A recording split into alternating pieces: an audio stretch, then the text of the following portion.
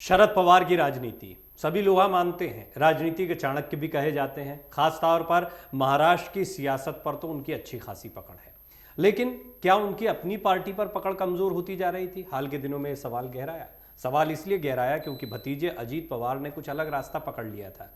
लेकिन आज ऐसा लगता है कि भतीजे को ही अलग रास्ता पकड़ा दिया है शरद पवार ने। 25 साल पूरे हुए, कुछ बड़ी घोषणाएं हुई हैं, सुप्रिया सुले की ताकत बढ़ी है। और किन किन लोग, प्रफुल्ल पटेल हैं, ये वो लोग हैं जो इस्तीफा देते वक्त उनके साथ में खड़े हुए थे। इन लोगों को क्या क्या ताकत मिली है? क्या ये अजीत पवार के लिए बड़ा इशारा है? और एनसीपी की सियासत एक ऐसे समय पर जब शरद पवार कहते हैं कि सीटों का बंटवारा महाविकास अघाड़ी में भी जल्द हो जाना चाहिए, किस ओर इशारा करता है? बातचीत करने के लिए मेरे साथ वरिष्ठ पत्रकार सुमित अवस्थी जी मौजूद हैं। सुमित जी, स्वागत है आपका। सबसे पहले तो ये आनन फानन में लिया फैसला तो नहीं दिखाई पड़ता, बहुत सोच समझ कर पहले पार्टी पर अपनी पकड़ को दिखाया, इस्तीफा देना, इस्तीफा वापसी 3 दिन बाद, ये पूरा नाटकीय घटनाक्रम चलता रहा। और उसके बाद में अब ऐसा लगता है कि अजीत पवार को एक तरीके से किनारे किया जा रहा है। क्या ये कहना सही होगा और क्या इशारा है? 2-3 सवाल आपने इकट्ठे पूछ लिए हैं प्रवीण, तो समय दीजिएगा आप। शरद पवार को ये करना था क्योंकि बीते महीने में जो पूरा ड्रामा हुआ, शरद पवार ने अपनी ताकत दिखाई, स्थापित कर दिया, अचानक इस्तीफे की घोषणा कर दी थी। कार्यकर्ताओं में हमने गुस्सा देखा, रोष देखा कि भाई आप कहाँ जा सकते हैं पवार साहब। तब तक उन्होंने अपने सियासी उत्तराधिकारियों के नामों की घोषणा नहीं की थी। और जब उन्होंने इस्तीफा वापस लिया तो ये शायद अंडरस्टैंडिंग थी, उन्होंने एक कमेटी बना दी थी 20-25 लोगों की कि भाई आपने सियासी उत्तराधिकारी आप बना दीजिए, उसके बाद आप रिटायरमेंट मोड में चले जाइएगा। तो ये उसकी तरफ पहला कदम है। आज उन्होंने अपने सियासी उत्तराधिकारियों के नामों का ऐलान कर दिया। खबर उसमें ये है कि सुप्रिया सुले कार्यकारी अध्यक्ष और साथ में प्रफुल्ल पटेल को कार्यकारी अध्यक्ष बनाया हुआ है। मैं इसमें आपको इसको समझाऊंगा कि 2 को क्यों बनाया गया। अब आपने लेकिन जो सवाल अजीत पवार को लेकर पूछा, जो भतीजे हैं जिनके ऊपर ये बार बार इल्ज़ाम लगता रहा कि वो पार्टी को तोड़ रहे हैं, पवार साहब के अगेंस्ट में जाके भाजपा से मिल जाते हैं, शपथ भी ले चुके थे देवेंद्र फडणवीस के साथ जाके रातों रात, तो उनका क्या हुआ? आज के इस नए अरेंजमेंट में अजीत पवार कहाँ है? तो मेरा ऐसा मानना है प्रवीण कि आज की जो घोषणा की गई है शरद पवार की तरफ से, उस भले ही प्रेस रिलीज में अजीत पवार नहीं दिखाई दे रहे हैं, पर वो सब कुछ वही है क्योंकि महाराष्ट्र उनसे नहीं छीना गया है। सुप्रिया सुले को कार्यकारी अध्यक्ष बनाकर मध्य प्रदेश का प्रभार देना, पंजाब का प्रभार देना, हरियाणा का प्रभार देना, यानी आप दिल्ली की राजनीति करो, आप महाराष्ट्र के बाहर की राजनीति करो। सिमिलरली प्रफुल्ल पटेल के पास जो राज्य दिए गए हैं, गोवा हो गया और 2 राज्य और है, वो भी महाराष्ट्र के बाहर के हैं। महाराष्ट्र छोड़ दिया है और अजीत पवार यही चाहते हैं कि महाराष्ट्र में जो हो वो मेरे हिसाब से हो। और अजीत पवार ने कभी भी अपना को राष्ट्रीय परिदृश्य में स्थापित करने की कोशिश भी नहीं की। उनका मतलब है एनसीपी मतलब महाराष्ट्र और महाराष्ट्र मतलब मैं। पवार साहब के बाद अगर कोई है महाराष्ट्र का बड़ा नेता इस पार्टी का तो वो मैं हूं। और वो आज भी विपक्ष के नेता हैं सदन में, और आज भी शरद पवार के बाद सबसे बड़ा नाम महाराष्ट्र में कोई है एनसीपी का तो अजीत पवार ही हैं। सुप्रिया सुले शुरू से राजनीति करती रही दिल्ली की, वो लोकसभा की सदस्य रही, आज भी हैं, लोकसभा में पुरजोर तरीके से बात रखती, बड़ी एक्टिव लोकसभा मेंबर है। वो हर मुद्दे पे उनकी राय होती है, हर मुद्दे पे सवाल पूछती हैं। और दिल्ली के जितने दिन में, क्योंकि मैं पार्लियामेंट मैंने कवर किया है, तो मैं बता सकता हूं कि वो एक्टिवली इन्वॉल्व रहती हैं पार्लियामेंट्री प्रोसीडिंग्स में। उनका पार्टिसिपेशन बड़ा सराहनीय है। तो उनको राष्ट्रीय राजनीति ही समझ में आती है। इसीलिए उन्होंने बेटी को दे दिया राष्ट्र और महाराष्ट्र दे दिया भतीजे को। बेटी को राष्ट्र, भतीजे को महाराष्ट्र। लेकिन ये स्ट्रैटेजी कितनी कारगर लगती है? और ये अभी इस समय पर, वैसे 25 साल हो रहे हैं तो एक मौका आप मान सकते हैं कि कुछ बड़े डिसीजन लेना है, सबको कोई ना कोई जिम्मेदारी देना है। क्या आप इसको आगामी महाराष्ट्र की सियासत से, लोकसभा चुनाव से जोड़कर देखते हैं, खास तौर पर महाविकास अघाड़ी के परिदृश्य में? बिल्कुल बिल्कुल, उसी संदर्भ में सब कुछ। अगला 1 साल जो है वो बहुत चुनावी राज्य है भाई।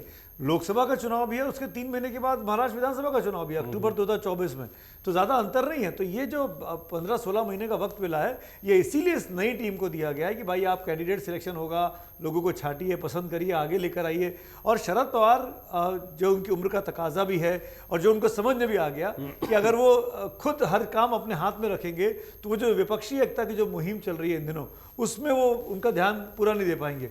तो मुझे ऐसा लगता है कि क्योंकि वो पेरेंट की भूमिका में है, एक मार्गदर्शक की भूमिका में है, तो उस बड़ी भूमिका में वो अपने आप को राष्ट्रीय स्तर पर विपक्षी एकता के उस जो लामबंदी हो रही है उसमें एक मजबूत पिलर की तरह रखना चाहते हैं। उनका इनिशिएटिव हर मीटिंग में बड़ा इंपॉर्टेंट रहा है।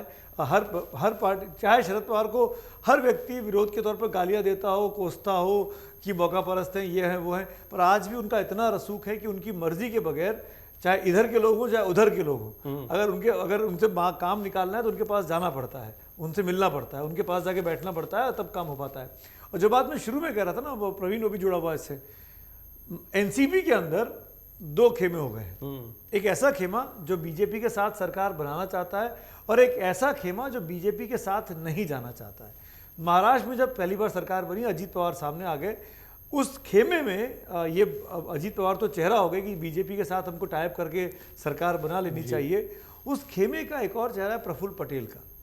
प्रफुल्ल पटेल बीजेपी के साथ जाने के लिए बहुत सॉफ्ट हैं, क्योंकि बार बार ये कहा गया कि तमाम मुकदमे जो हैं ईडी के पास, सीबीआई के पास, प्रफुल्ल पटेल को लेकर, अजीत पवार को लेकर और एनसीपी के तमाम नेताओं को लेकर, सुनील तटकरे का नाम भी है उसमें, वो अगर हमको डाई डाउन कराने हैं, अगर हमको अपनी देहरी पर ईडी और सीबीआई और पुलिस को नहीं बुलाना है, तो हमको बीजेपी के साथ चले जाना चाहिए। और प्रफुल्ल पटेल इसीलिए इस खेमे के साथ थे कि हमको बीजेपी के साथ रहना चाहिए। तो जो दो कार्यकारी अध्यक्ष बनाए गए पवार साहब ने, एक ऐसा बनाया जो बीजेपी का विरोध करती है सरकार बनाने में, यानी सुप्रिया सुले। वो कभी नहीं चाहती थी कि हम बीजेपी के साथ टाई अप करें। आपने जो अभी बात कही है बहुत ही महत्वपूर्ण है, बहुत गंभीर भी है कि क्या ये जो वर्तमान फैसला हुआ है, जो आज बड़ा फैसला एनसीपी में शरद पवार ने लिया है, इसका कोई भी लेना देना ईडी और सीबीआई की कथित कार्रवाइयों से है? बिल्कुल है, क्यों नहीं है। इसको आप अलग करके कैसे देख सकते हैं भाई। उनका आज भी बड़ा नेता नवाब मलिक जेल में है, मेरे ख्याल से 1.25 साल 1.5 साल हो गया है। उनके जो गृह मंत्री थे अनिल देशमुख, वो भी साल 1.25 साल जेल में रहकर आए थे। उन पर भी बीजेपी की सरकार थी और किस तरह एजेंसियों ने कब्जा उन पर का वो किया, उन पे अपना पंजा जमाया, शिकंजा जमाया, माफ़ करिएगा, और उनको जेल के पीछे रहना पड़ा। तो ये डर एनसीपी के नेताओं में आज भी है कि बीजेपी कभी भी एजेंसीज का इस्तेमाल हमारे खिलाफ कर सकती है। तो शरद पवार का दो लोगों को कार्यकारी अध्यक्ष बनाना ये संदेश देना है कि वो एक पक्ष के साथ नहीं है, दोनों पक्षों के बीच सामंजस्य बना के चलना पड़ेगा आज की परिस्थिति में। अब शरद पवार के जाने के बाद पार्टी का क्या होगा, वो सुप्रिया सुले के पीछे जाएगी या अजीत पवार और प्रफुल्ल पटेल के पीछे, क्योंकि प्रफुल्ल क्या है, वो बड़े प्रैक्टिकल पॉलिटिशियन है, वो माहौल भाप लेते हैं। मुझे लगता है सुमित जी ये थोड़ा लंबा परिदृश्य हो जाएगा चर्चा का। बात सिर्फ करें अगले मई तक की या जून तक की, जब भी चुनाव होते हैं उसके पहले की तैयारी की।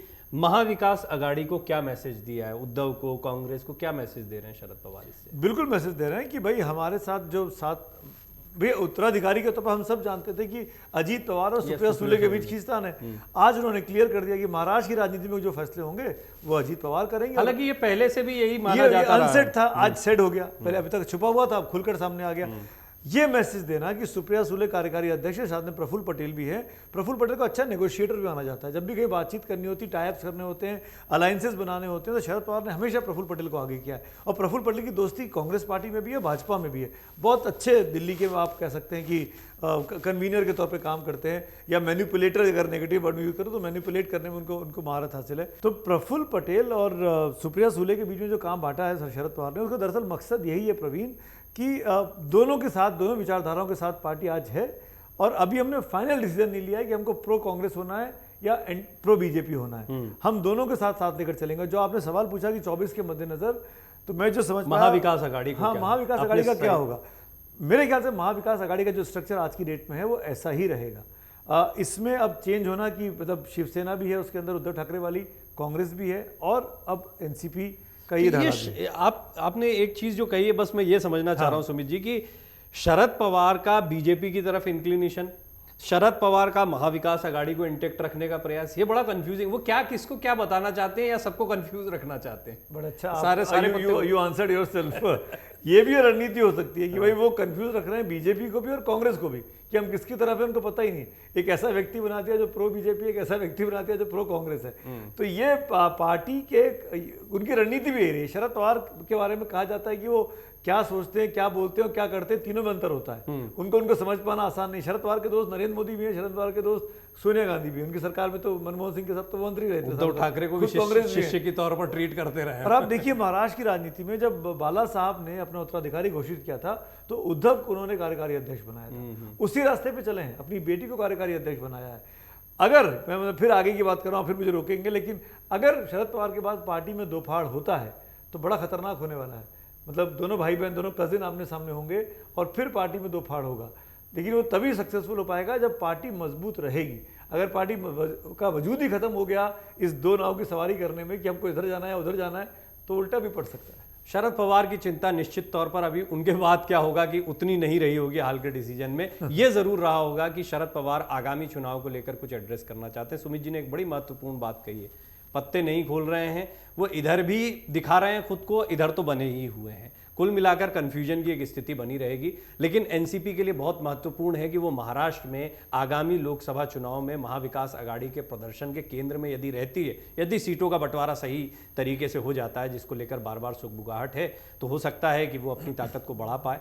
कुल मिलाकर ये तो आने वाला वक्त बताएगा। लेकिन आपको क्या लगता है, सुप्रिया सुले को केंद्र का, जैसा अभी आपको सुमित जी ने बताया कि केंद्र के राजनीति में एक तरीके से अब खुले तौर पर उतार दिया गया और महाराष्ट्र की सियासत को अजीत पवार देखेंगे, क्या ये एनसीपी को फायदा पहुंचाएगा? नहीं, आप भी बताएं। अमर उजाला अब आपके टीवी पर भी। अपने स्मार्ट टीवी पर यूट्यूब पर सर्च करें अमर उजाला, चैनल सब्सक्राइब करें और देखें ताजा खबरें, वो भी HD क्वालिटी में।